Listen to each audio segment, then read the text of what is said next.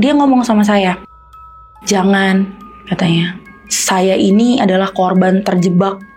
Sebelum kamu terjebak, stop. Jangan punya pikiran untuk ke komunitas ini. Ini nyembah Satan, dan kita ini bikin perjanjian ke Satan. Sekali kita bikin perjanjian, kita nggak akan bisa lepas dari Satan.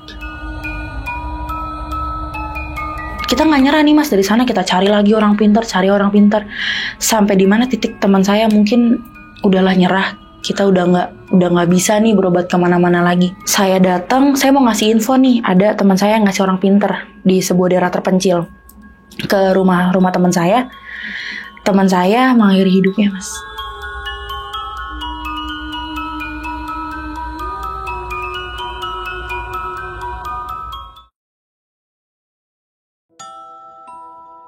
Assalamualaikum warahmatullahi wabarakatuh. Balik lagi di channel Kisah Tengah Malam bareng gue Viko Fugara. Dan seperti biasa malam kali ini gue udah menghadirkan narasumber lagi nih yang bakal menceritakan pengalaman horor ya, sewaktu beliau berkunjung ke sebuah villa.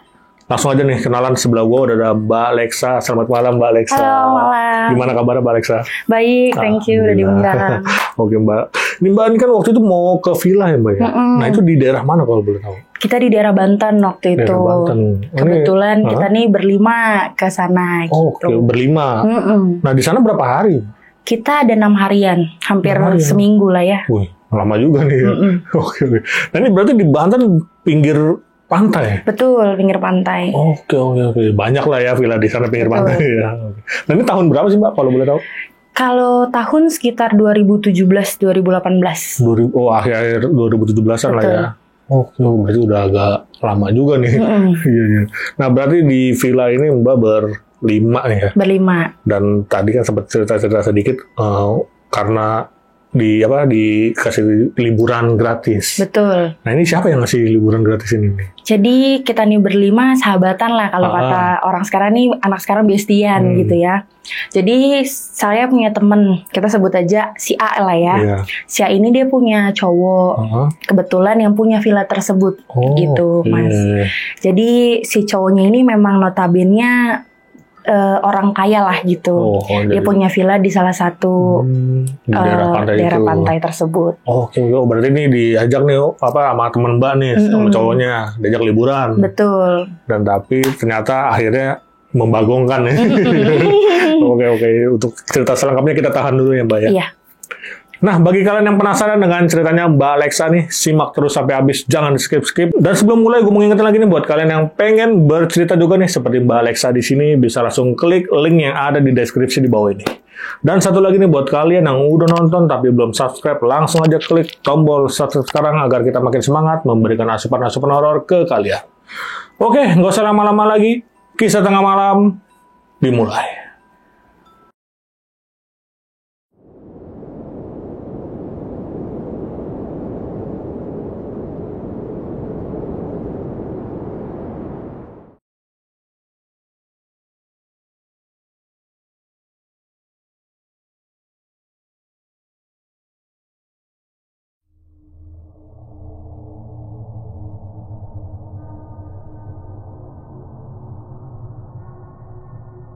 Jadi gini mas, kita nih kan berlima sahabatan yang kayak tadi aku bilang. Terus tiba-tiba temanku si A ini bilang, karena kita ini udah mau tahun baru lah, jadi yuk liburan gratis nih. Akhirnya saya bilang, oh asik juga nih, karena kan liburan gratis kapan lagi kan. Akhirnya kita semua berangkat. Yang total berlima tadi berangkat semua nih. Kita nih perempuan semua ya, notnya begitu. Terus berangkat ke sana, aku tanya sebelum di perjalanan itu, loh cowokmu nggak ngikut? Aku bilang gitu kan. Terus si temanku yang lain ini bilang, oh nanti dia nyusul, karena dia masih meeting. Taulah pengusaha, kata dia begitu. Jadi kita nih pas pertama nih nggak ada curiga samsak mas. Jadi kayak aman-aman aja semua, kayak layaknya kita mau liburan biasa lah begitu. Berangkatlah kita, sampailah kita nih di villa tersebut. Itu memang bangunannya megah banget. Gede banget dan banyak banget kamarnya. Dan tapi itu villanya terpisah, jadi antara di depan sama di belakang. Dipisahin sama rumah penjaga villanya di tengah-tengah. Kita nih dikasih villa yang di depan. Jadi langsung berhadapan, nggak jauh dari pantai. Di sana, terus ada temanku satu nanya lah, kita sebutnya si B ya. Si B ini nanya, loh ini kita nggak ke belakang kah? Gitu. Penasaran loh belakang apa sih gitu. Si penjaga villanya tersebut menjawablah, oh enggak, kalau di yang villa B ini, villa di belakang ini sudah disewa oleh klien lain. Jadi kita ditempatin di villa depan aja. Jangan ke sana ya, takutnya nanti ganggu yang lain. Dilarang nih. Dilarang nih sama penjaga villa tersebut. Akhirnya tanpa curiga kita semua pilih-pilih kamar di villa depan tersebut, pilih-pilih kamar. Kebetulan kamar kita terpisah nih ya, gitu. Nah temanku yang si A ini, yang cowoknya punya villa ini, dia di kamar paling ujung. Jadi dekat sama rumah penjaga villa dan villa yang belakang. Begitu dia pilih kamar yang itu. Akhirnya kita semua biasa mas, 1 hari, 2 hari, 3 hari kita liburan di pantai segala macam, kulineran. Jadi semua liburan kita di sana tuh ditanggung. Kita nih sama sekali nggak ngeluarin apapun. Jadi ya ngikut-ngikut aja sih, kalau ada peraturan apa kita ngikut. Iya, karena kan kita ya tahu diri juga ya mas, gratisan gitu. Jadi kita nih ngikut aja semua peraturannya. Sampai di mana hari keempat nih. Dari keempat udah mulai janggal. Hari keempat nih mulai janggal, kenapa? Karena si cowok temanku nih datang. Sebenarnya janggalnya belum masuk di situ sih, belum mulai di situ. Karena pas cowokku yang si A ini datang, itu berkarismanya luar biasa mas. Jadi ganteng, berwibawa, terus dia juga setelannya rapi, segala macam dengan tutur bahasanya yang sopan, merdu suaranya. Jadi kayak kita nggak punya rasa janggal di dalam sana. Nggak mencurigakan lah ya. Nggak mencurigakan sosok tersebut. Terus setelah itu kita nih diajak makan dulu pertama, ngobrol-ngobrol lah. Jadi dia mulai dari obrolan tersebut mulai mengarah ke dibuka nih kita nih kurang dikasih sayang kah atau broken home kah. Dia mulai yang narik-narik kehidupan pribadi. Karena kita mikir obrolan iseng aja, basa-basi, jadi kita nggak ada curiga mas di obrolan tersebut. Pulanglah kita ke villa tersebut, si penjaga villa ini mulai buka pintu belakang. Jadi bunyi villa belakang ini. Bunyilah pintu-pintu. Otomatis kita semua penasaran dong. Loh, kok ini kamar dibuka? Gitu.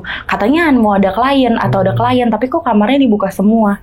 Dan memang fun fact-nya tuh mas, dari pertama kita datang di villa tersebut, itu nggak ada sama sekali selain kita orangnya. Oh, kosong ya? Kosong. Jadi aku timpalin lah dalam sana kan. Aku bilang, mungkin baru datang kali orang yang nyewanya nih. Begitu. Temanku bilang lah, tapi kayaknya nggak ada ya dari kemarin dan nggak ada gelagat juga. Kita tunggulah mas sampai malam nih kan. Sampai malam nih nggak ada sama sekali konsumen atau klien yang mau nyewa villa B tersebut. Akhirnya di sana hari kelima lah yang mulai bener-bener mulai semuanya lah yang janggal-janggal di pikiran kita nih. Mulailah, jadi di villa B tersebut kita diajak lah nih ke villa B tersebut. Entah kenapa si cowoknya temanku yang A ini tahu kalau kita penasaran sama villa B tersebut. Si cowok ini bilang, kalian penasaran kan? Yuk saya ajak ke villa B itu. Daripada penasaran, kalian semua ikut. Nggak usah bawa apapun. Kalau boleh handphone ditinggal ya. Kayak gitu. Di situ saya mikir kok handphone harus ditinggal gitu. Ada apa nih di villa B tersebut gitu kan. Cuman balik lagi saya nurut aja. Saya tinggal lah semua barang-barang, handphone, kamera dan yang lain. Saya ke villa B tersebut bareng dengan teman-teman saya yang lain. Pintu pertama dibuka. Itu pintu pertama isinya kayak lilin merah banyak banget. Terus kayak cuman patung-patung dan belum ada yang janggal di situ, masih yang kayak ruangan biasa dengan lilin gitu. Di ruangan ke B mulai nih mas, di ruangan di villa B ini, ruangan ke kamar kedua itu udah mulai saya kagetnya kok ada nampan isinya tuh merah dan itu bau amis. Saya di situ langsung kayak aduh ini apa ya gitu, kok ada nampan yang bau amis. Tapi saya diem di situ. Jalan lagi ke kamar ketiga di villa B tersebut. Mulailah kok ada gunting, ada segala macam rupanya. Di situ saya cuma mikir yang lucunya apa ini orang mau niat jahat kah atau gimana gitu. Karena mungkin ngelihat dari mimik wajah saya dan teman saya ini ketakutan, si cowok tersebut bilang lah, enggak, ini bukan apa-apa, ini ruangan praktek. Kebetulan ada dokter dan itu relasi saya, udah saya anggap saudara. Jadi saya mikir kok tapi ruangan dokter nih gelap banget. Biasanya kan kalau ruangan dokter tuh terlalu terang gitu. Ini cat pun hitam merah semua gitu. Hitam merah berarti? Hitam merah. Rata-rata di ruangan tersebut itu merah. Oke. Gitu. Jadi saya mikir kok agak keterbelakang nih ya dari catnya gitu, dari cat temboknya nih ya, agak aneh. Setelah itu di ruangan keempat mulailah nih di sini. Jadi di kamar keempat ini itu ada satu perempuan yang aneh gitu menurut saya. Gitu. Jadi anehnya itu dia kayak tatapannya itu kosong, Mas. Jadi diem aja di ruangan tersebut sambil dia gambar kayak sigil. Kalau sigil apa nih? Sigil itu simbol untuk ritual. Oke, yang segitiga itu ya. Segitiga itu betul, Mas. Jadi di sana dia gambar si perempuan ini. Ini masih kecil sih perempuannya. Dan setelah kita telusur kamar itu, saya baru tahu kalau yang gambar sigil ini anak dari penjaga villa. Oh, anak penjaga villa. Betul. Nah, dari penjaga villa itu dia bilang, "Tenang aja, Mbak," katanya. "Jangan usah takut. Di sini semua orang baik kok. Di sini mengutamakan ya namanya tidak ada kesengsaraan." Jadi pertama dari penjaga villa ini bilang gini, karena kita lihat nih sosok yang adem, jadi nggak takut lah, karena bapak-bapak yang adem, sayang keluarga segala macem. Jadi saya mikir, percayalah, karena bapak-bapak ini pun megang kunci aman-aman aja, gitu kan. Terus mulailah masuk obrolan nih, Mas, obrolan yang namanya, kalian tuh kan ada yang broken home, ada yang ini, ada yang itu segala macem. Kalian mau cari apa sih hidup? Si cowok ini bilang. Ditanya satu persatu nih. Saya bilang, kalau saya sih pengen kebahagiaan sih. "Oh bisa kok, kita bisa sediain kebahagiaan," dibilang gitu. Terus temanku ada yang bilang, "Saya mau pasangan yang bertanggung jawab, sayang sama saya, sayang sama keluarga, dan lain sebagainya." Akhirnya mereka itu bilang nih satu persatu kalau keluh kesahnya apa nih selama hidup, apa yang dicari. Si cowok tersebut bilang, "Oh iya, di sini semua bisa disediakan apapun yang kamu mau. Bahkan dari tadi nggak nih ngomong harta kan, kita bisa sediain harta." Jadi suatu penawaran yang menarik menurut saya, karena kita semua nyari itu memang. Akhirnya tanpa kita mikir panjang, kita ikutlah semua persyaratannya. Yang notabene garis besar si cowok tersebut bilang, kalau mau itu semua harus ada pengorbanan. Tuhanmu aja kasih cobaan dulu kan sebelum sesuatu yang indah. Kalau di sini nggak ada namanya cobaan, tapi butuh pengorbanan. Dia bilang gitu. Karena saya mikir kalau mau dapat sesuatu yang berharga itu memang harus ada pengorbanan. Saya percayalah quotes dari si cowok tersebut kan. Akhirnya saya ikut. Kapan kita mulai? Di situ saya lah yang berkeras untuk ayo dong mulai nih, saya mau tahu, penasaran gitu kan. Hari setelah kita ngobrol itu mulailah besoknya di villa tersebut kita nih dikasih baju merah hitam. Betul, kaos hitam, bawa roknya merah, dikasih satu persatu kita. Di situ akhirnya kita mulai nih, Mas, ritualnya. Pertama kita dikasih lilin dulu semua. Karena mungkin pada saat itu saya nggak banyak informasi tentang dunia-dunia begitu kali, Mas, ya. Jadi nggak ada kecurigaan gitu di kita semua nih. Akhirnya kita mulai megang lilin satu persatu. Kita masuk ke ruangan pertama di villa B tersebut. Kamar 1 lah kita bilangnya ya. Di kamar 1 itu masih normal. Jadi kita disuruh nyanyi, kita megang teks. Kalau kita nggak tahu pun kita disuruh diem. Begitu. Jadi kita cuma ngeliatin dia nyanyi, atau kita sekali-sekali ikut di teks tersebut kita nyanyi. Setelah itu kita pindah ke kamar yang kedua ini, mulailah yang dibilang mistis ada di sini, di kamar kedua ini. Jadi di kamar kedua ini tiba-tiba si penjaga villa bawa bayi. Dan bayi ini saya lihat sudah nggak napas. Di ruangan kamar kedua ini ada bayi yang ditaruh di suatu meja yang beralaskan merah. Tiba-tiba masuklah orang-orang yang kita tuh nggak pernah lihat sebelumnya, ini orang siapa. Masuklah dia, mulailah ritual di situ. Jadi tangan sama tangan dipegang, kaki sama kaki dipegang.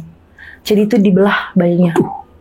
Begitu. Itu yang langsung saya bilang, kok gini gitu. Ini apa gitu. Itulah yang menurut saya, kok nggak kemanusiaan ya ini, pengorbanan apa yang dimaksud gitu. Saya di situ udah mulai takut banget. Saya udah mulai nyolek teman saya nih, pulang gitu. Tapi teman saya bilang, ini kan bukan bayi kita juga nggak ada, kita nggak kenal, kita nggak tahu, ya biarin aja. Kalau saya pulang sendirian juga saya takut juga. Saya keluar sendirian juga saya takut juga. Mau nggak mau kan di saat itu saya terpaksa untuk ya udahlah, paling berapa lama lagi selesai. Setelah ditarik itu kebelah dua, ditaruhlah di nampan tersebut. Ditaruh di nampan tersebut, si cowok ini datang ngampirin kita. Dia bilang lah, kalau yakin ayo kita jalan lagi ke ruangan berikutnya, tapi kalau nggak yakin kita boleh pulang. Dia nggak ngasih kita nih paksaan untuk tetap di sana. Jadi kita dikasih pilihan, Mas, mau lanjut nggak pulang. Di situ teman saya semua lanjut maunya. Saya doang nih yang nggak mau karena saya mikir nggak ada sisi kemanusiaan nih gitu di dalam sini. Saya bilang lah, Pak, saya izin pulang aja lah, boleh.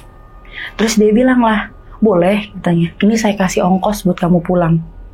Saya udah dikasih ongkos nih, Mas ya. Saya udah mau prepare untuk pulang. Entah kenapa di prepare pulang itu kok kayak pengen di sini gitu rasanya. Kayak anehnya, kok saya nggak pengen pulang ya? Kenapa ya? Saya juga bingung. Penjaga villa ini ngampirin saya lah sama anaknya. Dia bilang, semua yang dilihat itu nggak semuanya kayak gini kok. Dia bilang gitu. Ini cuma buat ngetes kita doang. Kita takut atau enggak? Dia bilang, karena kan kita nggak boleh takut sama selain pencipta kita. Itu kata-kata yang mungkin nenangin saya gitu ya di saat itu. Ya ngapain ya saya takut gitu. Tahu juga kita kan diajarin untuk takut sama pencipta doang. Saya langsung taruh semuanya. Saya balik lagi ke villa tersebut gitu, villa B tersebut. Saya bilang lah sama si cowok teman saya ikut. Ditanyalah, berarti di ruangan ini semua yakin ya? Iya yakin, kita semua yakin nih gitu.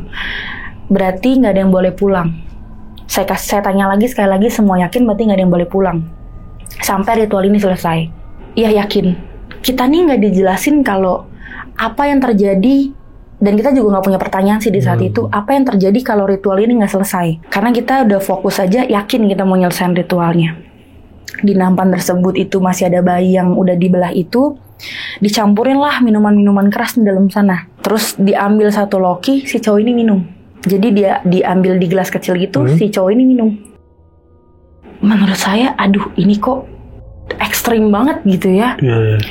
Terus dikasihlah satu-satu loki nih ke kita semua pakai nampan nih, diambil-ambil, ditaruh nampan, dikasih. Saya di situ masih ragu-ragu Mas, antara saya minum atau enggak, saya bingung nih. Cuman dilihat dari teman saya, cuman berdua yang nggak minum, gitu. Yang lain ini minum semua. Si teman saya yang cowoknya orang Thailand ini bilang, ini enak kok, kayak sirup deh, katanya. Cuma jangan dilihat prosesnya dari mana, minum aja coba. Ini minuman paling seger yang pernah aku minum, katanya. Saya nggak minum, masih takut.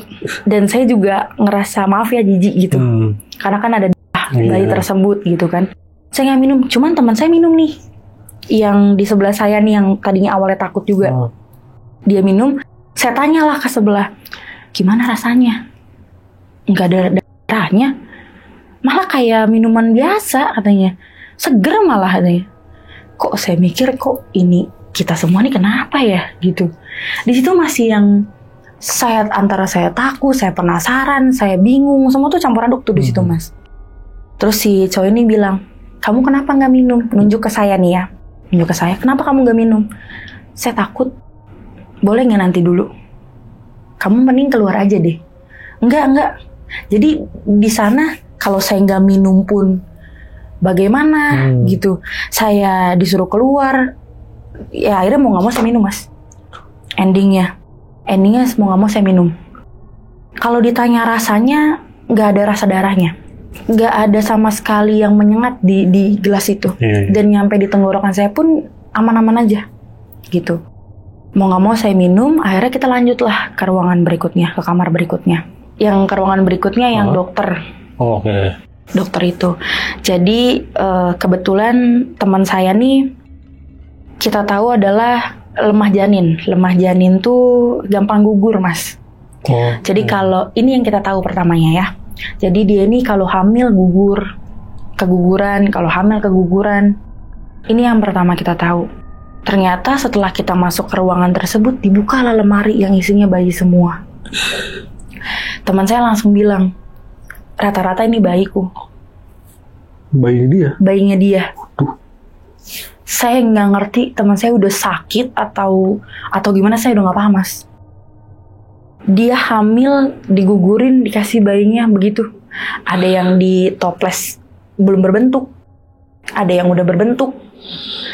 Jadi yang saya pikir di sini, ini teman saya sakit kali otaknya ya. Kok bisa seorang ibu begini gitu? Di situ saya bilang, loh, kamu kenapa? Kok begini gitu? Ini adalah sebuah cinta saya, unjuk cinta saya katanya untuk sebuah komunitas ini. Saya bilang komunitas, baru terbesit di saya nih komunitas apa yang begini gitu kan? Di situ saya bertanya-tanya nih, komunitas apa ya gitu. Di sana dilihatlah kata si cowok tersebut ke kita semua, nunjuk ke teman saya, yang salah satu teman saya. Kamu lagi hamil ya? Kamu mau rumah nggak? Kamu mau mobil nggak? Saya kasih kamu rumah secara cash, kata dia. Kamu tapi hamil dan sama kayak temenmu. Jadi hamil digugurin. Teman saya nanya lah, kok saya kenapa? Kan ada teman saya. Karena dia udah nggak kuat. Jadi dibilang kondisi fisiknya itu Mas udah parah banget, udah rapuh banget Mas. Jadi udah mungkin nggak kuat lagi untuk hamil gugur. Terus di situ teman saya bilang, daripada capek-capek kerja ya kan, ada tawaran menarik. Oke. Didilin. Jadi di sana teman saya dipisah nih. Karena yang hamil ini dipisah nih Mas. Hamilnya dipisah. Saya tanya dong sama teman saya. Teman saya juga nanya, loh mau dibawa kemana nih teman kita yang hamil ini? Kasihan dong. Gitu. Enggak, dia berarti udah menyetujui perjanjian tersebut. Jadi kita udah gak ketemu lagi nih Mas sama yang ini. Oh, yang hamil tadi? Dia hamil tadi. Jadi kita nih udah dibawa nih sama yang tadi orang narik paha, narik tangan, narik kaki tuh. Dibawa nih teman saya yang hamil. Dari hari itu kita gak pernah lihat lagi Mas. Lost, hilang gitu aja. Bahkan kita cari pun kita nggak nemu jejak peninggalan, kita nggak nemu gitu. Di situ udahlah kita lupain lah nih teman kita nih ya, karena kita mau buru-buru nyelesain ritual. Kita pindah dari ruangan kamar dokter tersebut, kita pindah ke ruangan setelahnya, yaitu yang berisi sigil. Di sana kita diminta untuk taruh darah kita. Gitu. Jadi kita dikasih kayak suatu muk kecil, suatu cup kecil. Kita disuruh besetin, bisa dibesetin, bisa ditusuk. Jadi darah kita harus ada di cup tersebut. Gitu. Nah, di sana yang diduluin teman saya nih. Saya di paling belakang nih Mas, karena saya udah merinding banget nih kan. Saya di paling belakang. Ini maju mundur nih Mas. Aduh, kalau ini gimana ya? Apa yang terjadi ya gitu. Saya masih terbesit-besit komunitas apa ini gitu. Terus mulailah dari darah tersebut, saya enggak nih. Saya enggak taruh darah saya di dalam muk tersebut. Teman-teman saya doang. Dan si cowok ini bilang, kalau kamu nggak mau taruh darah nggak apa-apa, katanya. Saya nggak paksa untuk di sini. Yang mau taruh darah silakan, yang nggak pun nggak apa-apa, dia bilang. Tapi yakin kamu untuk nggak mau taruh darah ya? Saya bilang yakin. Jangan berubah ya, gitu. Karena kan yang pas hal pertama yang minum, saya kan maju mundur nih, labil antara minum atau enggak. Di sini dia bilang, taruh enggak. Saya bersikeras di sini. Saya bilang enggak, saya yakin kalau untuk enggak saya taruh darah saya. Teman saya ada yang dibesetin, ada yang ditusuk, semua darahnya di muk tersebut. Di situ ditaruhlah di meja, di salah satu meja. Bentuk sigil ini mulai dinyalain lilinnya segala macam. Di situ saya mikir, duh ini apa? Itu mulai Mas kayak gimana ya? Ya mungkin saya orang Indonesia kayak bulu kuduk merinding gitulah ya. Semuanya. Terus di situ mulailah ada suara kayak mulai macam-macam nih Mas. Ada yang kayak berutang segala macam deh bunyi. Saat di sigil ini lilin nyala itu semua bunyi. Angin itu kita di ruangan nih Mas. Yang logikanya angin dari mana ini kencang banget gitu. Itu rambut saya sampai terbang-terbangan. Saya mikir kayak, loh ini apa ya, gimana? Cuma si cowok ini bilang, fokus aja, lihat ke sigilnya, nggak akan ada apa-apa kok. Dia bilang gitu. Saya bilang, Saya fokus aja nih ke sigilnya. Tiba-tiba di ruangan itu ada yang turun kayak salib terbalik. Jadi terus ada kayak tulisan gitu, tapi tulisannya kayak aksara kuno gitu. Ada tulisan gitu. Jadi mulai turun. Terus ada orang juga yang bawa, saya nggak tahu deh di nampan itu bawa apa, saya nggak lihat juga karena memang posisinya gelap. Di situ mulailah kayak ada orang yang bersuara nyanyi, ada orang yang kayak ngucap mantra apa saya nggak tahu. Terus si cowoknya teman saya duduk dalam sigil itu ngomong apa juga saya nggak ngerti gitu. Di situ kita di belakangnya kita cuma lihat doang. Terus pokoknya angin, suara macam-macam tuh berhenti saat si orang tersebut bawa nampan ini yang berisi ini. Saya nggak ngerti ini apa ya, bisa dibilang kejadian apa, saya juga nggak paham mas gitu. Selesai semua ini kayak ngucapin mantra, entah berdoa entah apa gitu, ini semua berhenti dan dibilangnya sama cowok tersebut ritualnya udah selesai. Di situ 100% saya tenang mas. Ketakutan saya semua hilang. Dan tiba-tiba si cowok ini bilang, yang udah taruh darahnya kalian masuk di komunitas satanik. Baru dikasih tahu. Yang saya garis bawain satanik. Iya. Kok begini? Apa ini kok nyembah satan gitu? Karena mungkin saya nih pas dulu rasa penasarannya besar mas. Nyembah satan apa ini gitu? Saya baru dengar nyembah satan. Si cowok teman saya ini bilang, kalian semua pisah ya, yang ini pulang. Di situ saya yang disuruh pulang karena kan saya nggak naruh darah itu ya mas ya. Saya bilang tapi nggak apa-apa nih kalau saya pulang. Nggak apa-apa, tanya gitu. Nggak jadi masalah kok. Terus dia bilang lah sebelum saya pulang, kalau kamu berdoa sama Tuhanmu, ada nggak yang dikabul? Saya bilang ada. Cuman lama ya. Kita nunggunya pun kayak antara iya atau enggak, sabar atau enggak. Dia bilang gitu. Saya bilang iya sih. Tapi banyak yang dikabul atau enggak? Cowok ini bilang, banyak yang gak dikabul. Dalam hidup kamu banyak sengsara atau enggak? Iya, secara batin. Kenapa kamu gak cari aja di sini? Lihat temenmu yang kamu kenal baik katanya. Dia punya rumah, dia punya mobil. Memang teman saya yang cowoknya orang villa ini hidupnya enak banget. Orang tuanya jadi sayang. Jadi gak ada kurang mas dalam hidupnya. Di situ saya mikir, oh iya benar juga ya. Di komunitas ini orang tua kita bisa disadarkan. Kita mau cari apapun gak usah susah-susah. Bahkan kita mau kerja apapun dibantu jalannya. Gitu loh. Jadi saya mikir menarik juga sih ini komunitas sebenarnya. Di situ saya belum bilang iya mas. Saya pulang lah. Saya pamit lah ke teman saya semua nih. Jadi di situ saya doang yang pulang. Saya pamit, saya pulang. Di rumah tuh saya pengen tidur tuh mikir mas, menarik tawarannya. Antara saya ambil atau enggak, saya ikut atau enggak, begitu. Dan saya coba ngubungin teman-teman saya yang lain ini, nggak ada mas. Jadi ini ngubunginnya kemana ya, nyarinya kemana ya, gitu. Kok nomornya nggak bisa dihubungi? Terus juga sosial medianya pun nggak saya temuin gitu. Jadi yang tinggal di villa tersebut hilang gitu aja mas. Hilang kontak juga. Hilang kontak begitu aja. Saya ini mau nanya-nanya tentang komunitas ini, cuman diputus jalannya. Nomor nggak ada, sosial media nggak ada. Sampai di mana saya lagi makan dihampirin sama salah satu teman saya. Ketemulah dengan teman saya nih. Teman saya menghampiri saya lagi makan. Yang saya bingung di sana, kita nih nggak ada janjian sebelumnya. Jadi kita nggak ada janjian, kita pun nggak ada mau ketemu di sini ya gitu, itu nggak ada mas.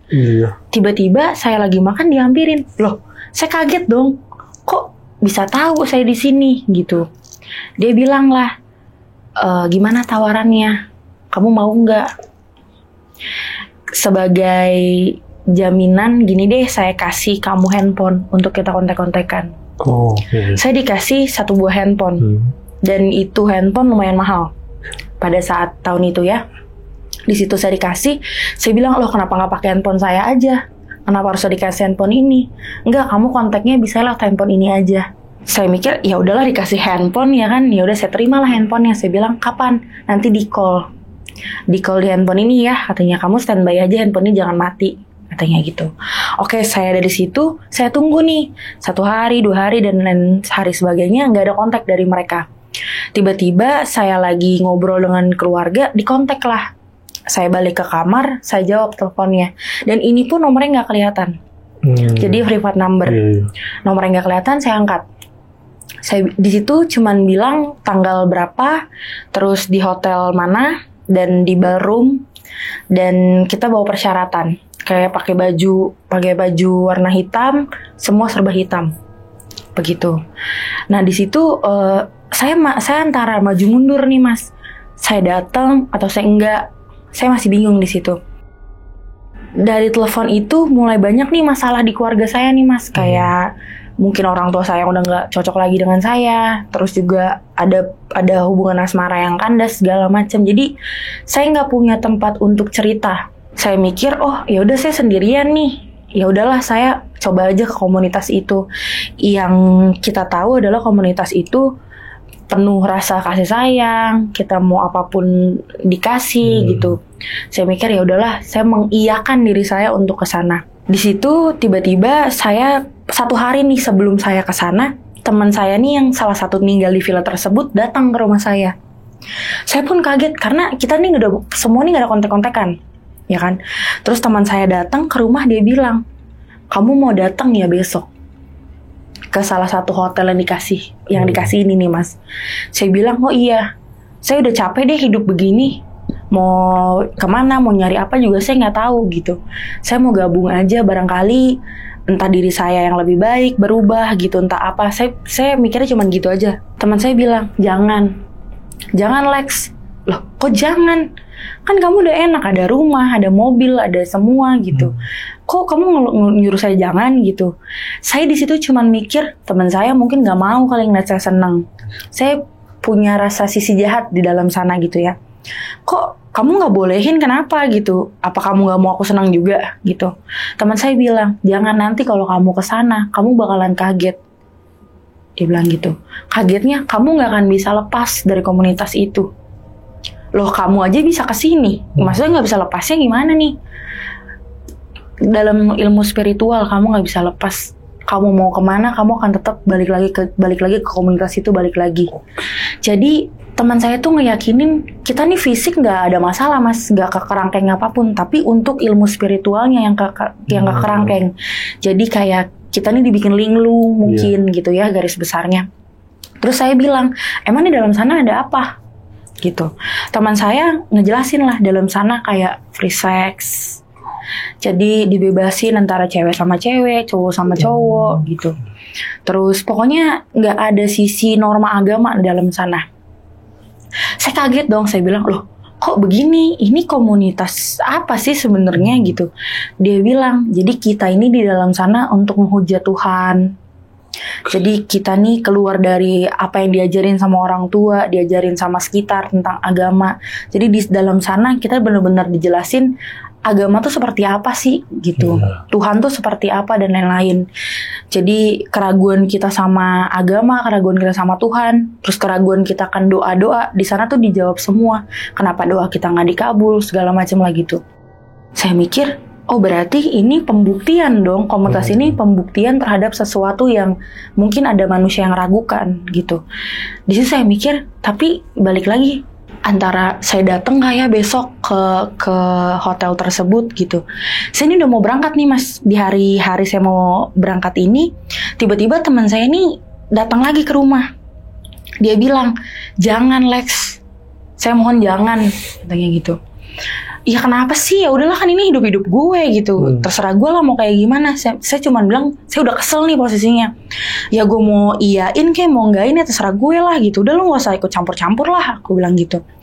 Teman saya bilang, ya udah katanya, kalau kamu kesana, berarti kamu yakin ya, kamu akan kehilangan mungkin keluarga kamu, katanya gitu. Saya disitu mikir, ya udahlah, saya juga lagi ada masalah sama keluarga, sih nggak mikirin nasib keluarga saya kayak gimana dan lain-lain. Saya mau berangkat, depan mata saya mas itu teman saya kecelakaan. Jadi teman saya tuh yang posisi yang nggak ngantuk, sadar, dan ini dia nabrak pagar yang benar-benar ditabrak sama dia. Dan itu kepental posisi itu motor benar-benar kencang banget. Sekarang logika saya kalau kayak kita naik motor pasti kan mulainya pelan-pelan dulu nih baru kencang. Ini langsung kencang banget Mas dan nabrak to the point gerbang gitu. Di situ jadi saya hari itu mungkin batal karena saya nolongin teman saya nih yang kecelakaan ini. Di situ sepanjang di rumah sakit karena posisi pada berdarah-darah kan teman saya tuh dia ngomong sama saya, jangan, katanya, saya ini adalah korban terjebak. Sebelum kamu terjebak, stop. Jangan punya pikiran untuk ke komunitas ini. Ini nyembah Satan dan kita ini bikin perjanjian ke Satan. Sekali kita bikin perjanjian, kita nggak akan bisa lepas dari Satan. Jiwa kita, raga kita akan dijerat sama Satan di kerangkeng. Dan sekalipun kita keluar, kita akan gila. Sebenarnya saya takut untuk ke rumah kamu. Saya takut kalau ada celaka di saya, atau saya gila, atau saya mati.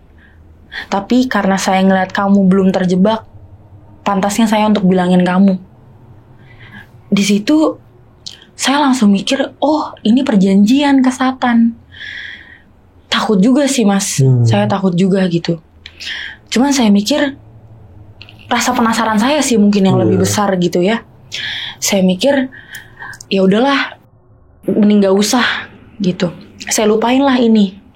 Saya lupain.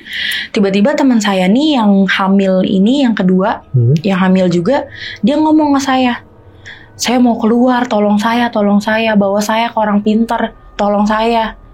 Saya ngomong dong di situ, loh, kan kamu mengiyakan. Terus gimana apa yang semua dikasih ini? Jadi rata-rata teman saya nih meninggalkan villa itu rata-rata jadi kayak orang linglung Mas. Saya bingung kok ini datang ke saya semua kayak orang agak kurang ya Mas. Pandangannya kok agak kosong gitu. Saya bilang lah, loh berarti kamu udah ninggalin komunitas ini? Enggak, saya nggak bisa.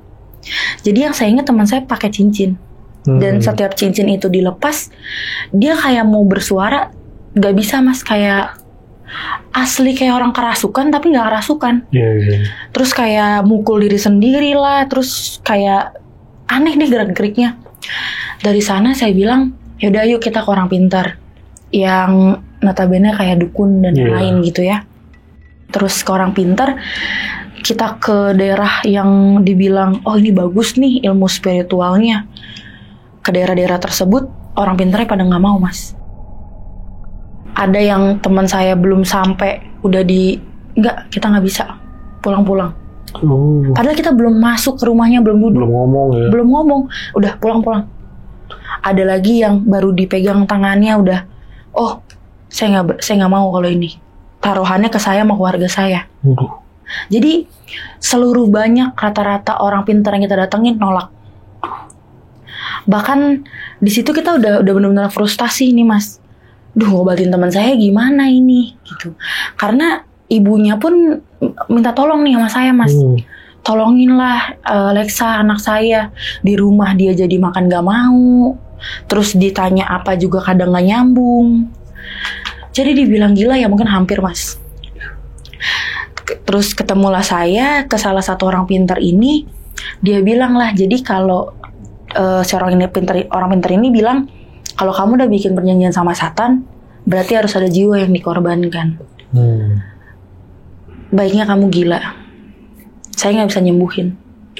Karena saya lihat kamu di belakang kamu udah banyak yang ngiringin. Dibilang gitu. Di situ saya antara percaya nggak percaya Mas. Ini orang pintar ini bener nggak sih ngomongnya gitu. Kita nggak nyerah nih Mas, dari sana kita cari lagi orang pintar, sampai di mana titik teman saya mungkin udahlah nyerah, kita udah nggak bisa nih berobat kemana-mana lagi. Saya datang, saya mau ngasih info nih, ada teman saya yang ngasih orang pintar di sebuah daerah terpencil ke rumah teman saya. Teman saya mengakhiri hidupnya Mas, dengan dia ninggalin sebuah catatan, gitu loh. Di situ ibunya bilang, saya udah nggak tahu lagi saya udah kehilangan anak saya kayaknya. Semenjak pulang dari villa itu ternyata banyak lagat aneh Mas. Oh, si almarhum ini gitu. Jadi si almarhumah ini tuh udah nunjukin lagat aneh semenjak pulang dari villa. Mulai dari dia agama nggak mau, terus juga ada kayak semacam barang-barang yang simbolis agama Islam tuh dibuang-buangin. Itu udah bener-bener aneh menurut ibunya. Sampai di mana titik dia udah mulai kehilangan dirinya, kayak gila anaknya. Itu ibunya udah bener-bener ada yang salah nih sama anak saya. Begitu. Di situ saya coba nyari nih Mas, kemana nih kontak teman-teman saya yang lainnya. Ini teman-teman kita nih mengakhiri hidupnya nih, gitu. Di situ nggak ada Mas, nggak ada sama sekali yang bisa saya temuin teman saya yang lain. Bahkan saya nunggu terus Mas handphone itu untuk bunyi, nggak ada sama sekali. Di situ teman saya nulis catatan, ninggalin catatan yang saya baca. Kita nih harus menebalkan iman dan lain-lain, jangan membuat perjanjian dan lain-lainnya. Dari sana saya udah ngelupain nih Mas, udahlah mungkin ini cerita yang saya sendiri aja deh yang tahu gitu. Saya takut Mas untuk kayak ngebagi cerita atau untuk kayak gimana, saya takut banget gitu. Saya udah coba lupain, tapi dari sana teror makin berlanjut nih Mas, dan itu langsung ke saya. Saya mulai yang namanya peka sama hal-hal yang di luar nalar. Kayak contoh saya ngelihat sosok, saya mengalami teror yang mungkin ekstrim, kayak benda jatuh, terus suara yang saya nggak kenal siapa. Terus yang paling saya takutin itu, jadi saya lagi di kamar, padahal di rumah itu banyak orang Mas. Iya, rame lah ya. Rame lah gitu. Tapi suara besar ini, itu saya doang yang denger, nggak ada lagi. Suara gimana nih maksudnya? Jadi dia bilang di sana, bunuh saja dirimu. Kamu sudah nggak pantas untuk hidup. Jadi di situ saya mikir, kok ini terornya malah ke saya, gitu. Saya dibilang kayak orang takut juga Mas. Saya cobalah untuk cerita ke, bukan teman-teman saya yang di villa ini ya, saya cerita ke teman rumah saya. Saya cerita ini, sehabis saya cerita Mas, saya naik motor, saya kecelakaan. Kita nih posisi nggak ngantuk, posisi sadar untuk bawa motor ini, saya kecelakaan. Yang saya itu belok udah ngelihat di belakang, di spion tuh nggak ada mobil, nggak ada kendaraan apapun di belakang saya. Saya nggak tahu entah apa yang nabrak saya Mas. Jadi saya benar-benar yang terjauh kepelanting gitu dari motor tersebut. Dari sana saya memutuskan untuk, takut saya untuk cerita hal ini ke siapapun gitu. Jadi dari semenjak itu saya pendem Mas semuanya. Saya pikir dengan saya pendam ini semua akan selesai nih teror-terornya Mas. Ternyata enggak. Masih saya tetap diganggu. Saya tetap diteror sama suara-suara, benda jatuh. Terus saya juga kehilangan pekerjaan, semuanya. Pokoknya hidup saya dibilang terbalik 360 derajat terbalik Mas. Semenjak itu teman-teman saya juga saya nggak ngerti pada jauhin saya nggak ngerti sebabnya apa gitu. Sampai di mana saya coba, oke, saya mau berobat untuk diri saya sendiri. Saya mulai ke orang pinter, dan akhirnya di sebuah daerah saya dimandikan Mas. Saya dimandikan, saya balik lagi ke agama saya pertebal iman saya, dan akhirnya sudah lepas dari teror tersebut. Kacau juga berarti ya, sampai ada yang tadi mengakhiri hidupnya nih. Iya. Teman-teman benar. Kalau boleh tahu nih Mbak, dia mengakhiri hidupnya itu dengan cara apa? Dia sendiri Mas. Di rumahnya ini. Di rumahnya. Waduh, kacau sih. Tapi si yang ini yang dulu hamil itu yang sempat hilang. Oke, dia udah dibalikin keluar. Boleh disuruh keluar dia? Dia boleh, cuman gila. Aduh, kacau juga ya. Jadi dia udah nggak kenal dirinya. Iya. Dan setiap saya tanya Mas, kamu ingat nggak sama ini nih? Dia selalu bilang, enggak, kita liburan doang kan ke pantai. Oke, jadi dia udah nggak ingat apa-apa. Yang tentang kejadian di villa itu udah nggak ada keingatan apapun. Kacau amat. Tapi pas dia posisinya udah ketemu sama Mbak nih, kan waktu sebelumnya kan lagi hamil nih. Nah pas yang ketemu posisi udah nggak hamil atau masih hamil? Nggak hamil. Udah kemungkinan besar ya tadi ya dibuat ritual yang di sana ya, kita nggak tahu juga sih. Tapi kan kayaknya sih emang menuju ke situ ya kayaknya. Iya. Ya. Kacau juga, dia nyarinya yang lagi hamil, diajak dipisahin tadi ya sama yang lain-lain, dan ya kemungkinan besar ya itu tadi. Karena yang si pemilik villa ini kan punya cewek nih ya. Nah ceweknya itu sering Betul. Karena buat ritual. Ini suami istri atau cuma apa nih buat dia? Ini pacar. Oh, pacar. Pacar. Tuh. Jadi sering dipaksa untuk gugur mungkin ya. Waduh. Kita bilangnya. Kacau sih. Jadi teman saya yang indigo ini mas, teman saya yang hamil ini Iya? itu indigo. Oh. Jadi kalau saya mikir mungkin teman saya yang hamil ini dipilih, Iya. dispesialkan karena mungkin kalau ibunya indigo, anaknya pun indigo. Begitu, jadi spesial lah mungkin gitu. Iya. Tapi pas di villa yang tadi, yang villa B itu yang belakang, pas di ruangan janin, itu seberapa banyak janin yang ada di ruangan itu? Aduh banyak mas di dalam lemari itu. Jadi toples, terus ada juga bayi yang digeletakin. Dan tadi juga ada yang sempat yang dibelah dua gitu ya, Mbak, ya. Dan itu semua menurut pengakuan yang cewek tadi bayi dia. Bayi dia, rata-rata bayi dia. Rata-rata. Oh, oke. Jadi ada yang mungkin ada yang campuran dari bayi Betul. orang ya. Gile.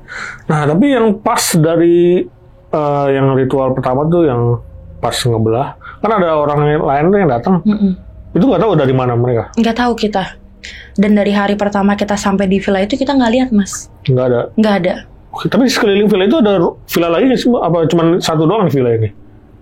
Ada, cuman jauh jaraknya. Oke, jauh. Jauh jaraknya.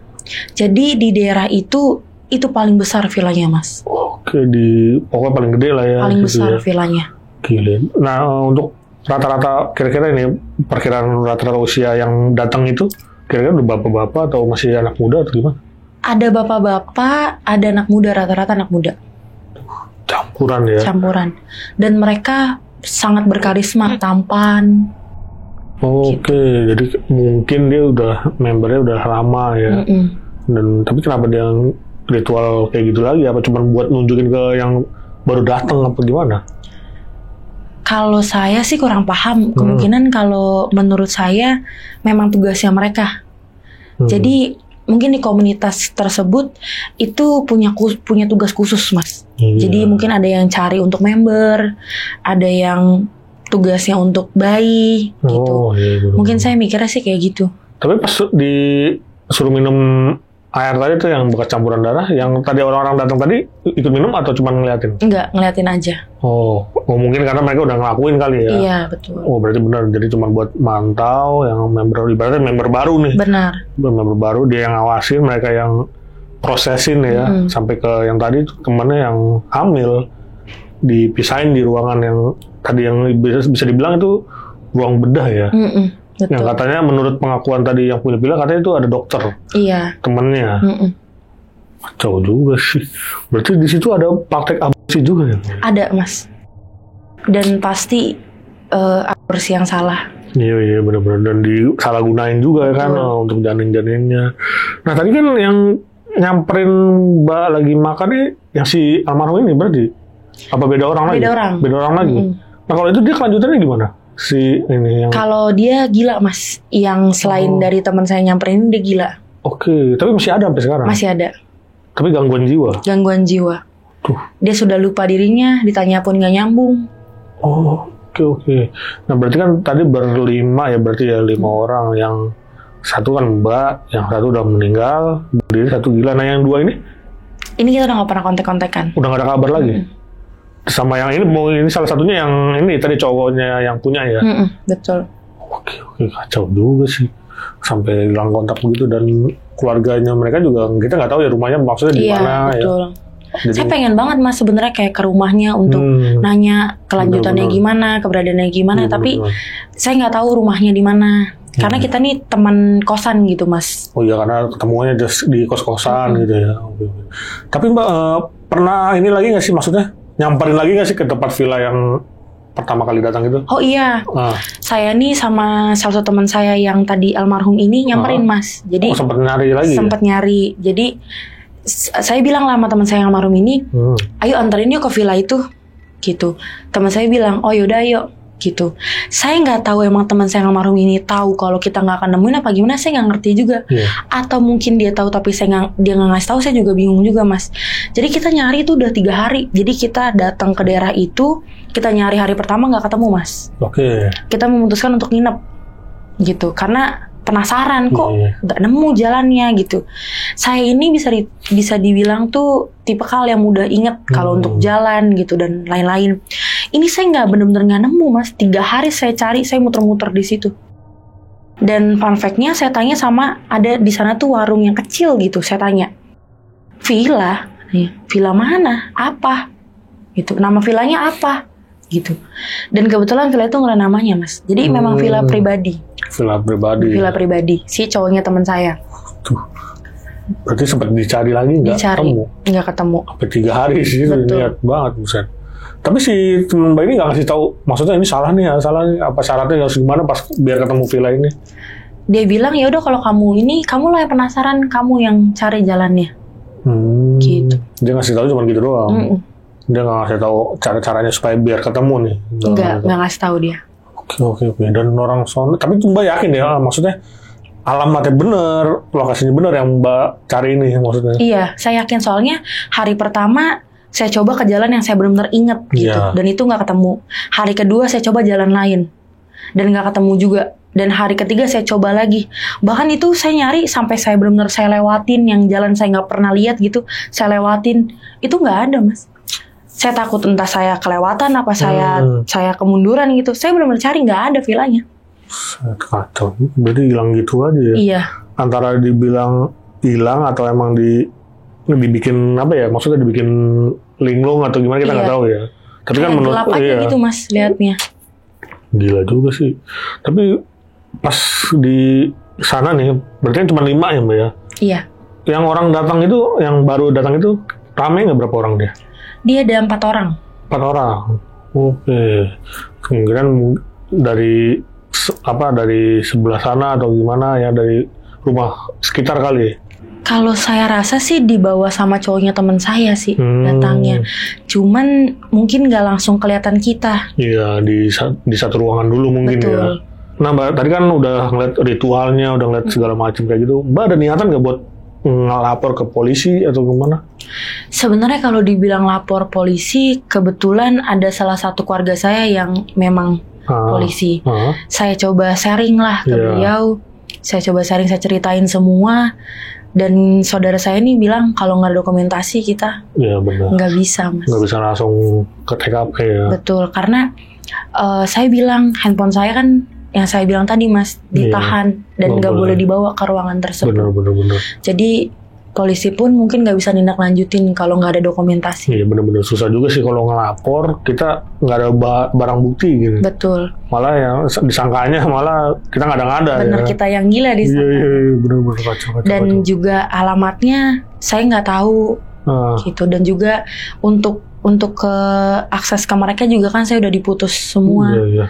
Jadi kalau saya cerita pun saya nggak bisa ngasih apapun gitu bukti untuk ke kepolisian. Iya karena udah diputus segala-galanya ya. Betul. Tapi untuk tadi kan Mbak dikasih handphone nih. Nah itu handphone masih ada atau emang gimana? Itu saya nggak tahu Mas. Jadi pada saat saya tidur saya taruh biasa kan handphone saya di atas meja. Iya. Itu nggak ada Mas. Jadi salah satu handphone tersebut yang nggak ada. Aduh, hilang gitu aja. Hilang gitu aja. Saya nggak ngerti. Saya tanya sama keluarga saya gitu. Bahkan saya tanya sama orang-orang kosan pun gitu. Entah ketinggalan di kosan atau saya bawa ke rumah gitu. Nggak ada yang nemuin itu. Duh, hilang gitu aja. Betul. Kacau. Tapi Mbak tadi kan sempat ditelepon sama ibaratnya yang dari HP itu kan sempat nelpon ya. Betul. Disuruh ketemuan di hotel, di salah satu daerah Jakarta ya. Betul. Dan itu hotel bintang 5. Iya. Tapi Mbak tahu hotelnya itu di mana? Tahu. Oke, tapi nggak mau usah disebut. Iya. Kacau juga. Berarti udah ada ini mereka ya udah ada acara kegiatan berlanjut. Ya. Tapi dia menurut keterangan teman Mbak ini pindah-pindah. Iya, pindah-pindah. Kacau. Emang di Jakarta doang atau kadang-kadang keluar daerah Mbak? Kalau yang Mbak tahu? Kalau menurut saya nyebar sih. Menurut saya nyebar ke seluruh daerah mungkin ya. Jadi mungkin minggu ini pertemuan di Jakarta, mungkin seterusnya di mana, atau mungkin di Jakarta tapi pindah-pindah lokasinya. Benar-benar. Karena mungkin nggak mungkin juga dia netep ya, karena takutnya emang tadi tuh polisi atau apa gimana mungkin ya kita nggak tahu. Dan tadi Mbak juga udah negesin bahwa Mbak ini udah nggak tahu ininya ya keberlanjutannya ya, karena udah lost kontak sama teman-temannya yang sisanya tadi 2 nih ya. yang masih ibaratnya masih ada di sana mungkin kita nggak tahu apa dia udah balik atau udah apa masih berlanjut di sono, kita belum tahu ya Mbak ya berarti. Oke. Oke, itu dia tadi cerita dari Mbak Alexa nih mengenai perjalanannya di villa ya Mbak ya, tapi ternyata malah dijebak untuk mengikuti aliran yang sesat lah kalau kita bilang ya Mbak ya. Itu kalau dibilang apa? Satanik. Iya, satanik. Menyembah setan ya. Itu mungkin kita ditawarin hal-hal yang menggiurkan ya, kayak tadi contohnya kekayaan, mungkin kepopuleran juga kali Mbak ya. Dan ditawarin di sana, tapi syaratnya ya satu, harus menduakan Tuhan lah ya, ibaratnya jangan percaya sama Tuhan ya Mbak ya. Karena itu ajarannya emang udah nggak bener banget nih. Nah buat sobat kisah tengah malam nih, kita juga mohon doanya buat temannya Mbak Alexa tadi yang mengakhiri hidupnya karena mungkin nggak kuat karena terornya mungkin Mbak ya. Iya. Karena dia mungkin mau berobat udah nggak bisa, dan orang-orang pintar nggak ada yang mau ngobatin. Nggak ada yang mau. Nah itu dia, kita bantu doa aja lah semoga almarhum bisa diterima di sisinya, dan semoga Mbak juga nih nggak ada apa-apa nih buat cerita sini nih kan. Karena katanya tadi resiko nih ya. Iya betul. Kalau Mbak cerita takutnya ada apa-apa ya, semoga aja nggak ada apa-apa ya Mbak. Cuman saya bersikeras untuk cerita karena supaya nggak ada lagi korban selanjutnya yang terjebak. Oh, gitu. Jangan sampai lah ditawar-tawarin begitu, mending langsung tolak lah ya. Betul. Jangan sampai diiyain malah ujung-ujungnya nyesel. Bener-bener. Oke nih, terima kasih banyak nih Mbak Alexa. Terima kasih juga Mas sudah diundang. Sudah berbagi kisahnya yang sangat luar biasa. Dan sebelum closing, gue mau ngingetin lagi nih buat kalian yang pengen bercerita juga seperti Mbak Alexa di sini, bisa langsung klik link yang ada di deskripsi di bawah ini. Oke, segitu dulu. Gue Viko pamit undur diri dan Mbak Alexa juga pamit undur diri. Wassalamualaikum warahmatullahi wabarakatuh.